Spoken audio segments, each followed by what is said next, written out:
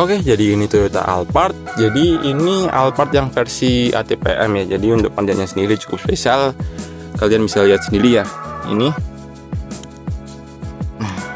Jadi ini Alphard yang sudah kita pasangkan dengan 220 volt power outlet. Memang special request dari pemilik, ingin dicustomkan atau dipasangkan untuk power outlet seperti itu. Nah, jadi memang berfungsi sekali ya pastinya, mungkin untuk menyalakan hair dryer atau charger laptop.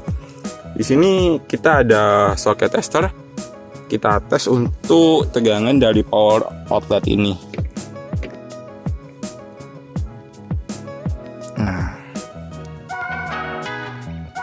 di angka 225. Jadi memang masih di sekitar angka 220-an ya untuk voltase dari power outlet ini.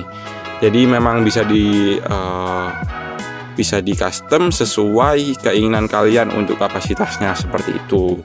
Oke, mungkin dari kalian yang ingin untuk custom penambahan power outlet seperti ini di mobil kalian, sangat bisa hubungi kita bisa bantu untuk pemasangan power outlet seperti ini sesuai kebutuhan kalian seperti itu. Thank you.